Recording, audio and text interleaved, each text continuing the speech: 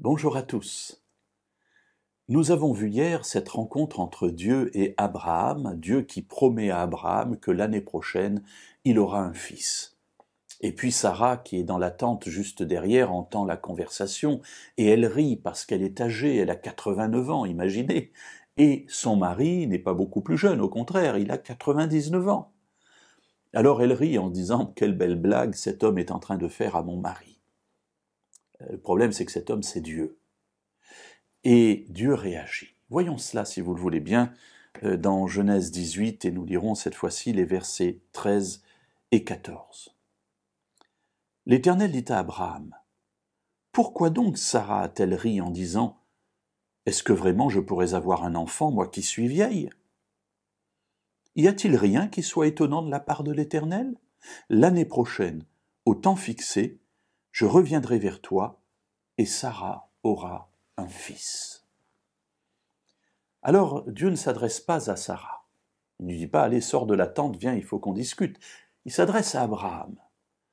Et il lui dit « Pourquoi Sarah a-t-elle ri ?»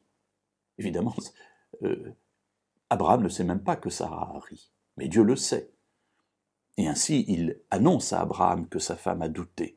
Pourquoi Sarah a-t-elle ri en disant « Est-ce que vraiment je pourrais avoir un enfant, moi qui suis vieille ?» Et l'interrogation vient tout de suite. Y a-t-il rien qui soit étonnant de la part de l'Éternel ? Mes amis, il faut s'imaginer que la personne qui est en train de parler, c'est le créateur de l'univers. C'est celui qui a créé notre monde, tout ce qui est visible et même tout ce qui est invisible. Et alors il dit, mais pourquoi douter ? Je peux tout.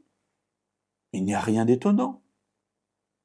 J'ai fait une promesse d'avoir un enfant, cette promesse s'accomplira.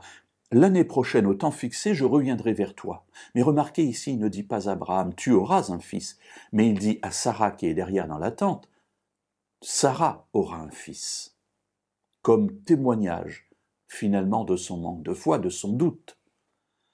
Mes amis, il y a quelque chose d'extraordinaire à retirer de cette histoire. Tout d'abord, le doute est là, il peut être là.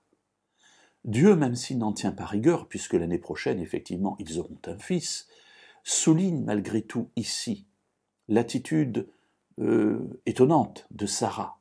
Pourquoi doutes-tu de ma puissance ? Si je fais une promesse, je l'accomplirai. Peut-être pas avec les moyens que tu penses, peut-être pas autant que tu penses, mais ce que j'ai dit, je le ferai. Alors mes amis, il en est de même dans nos vies.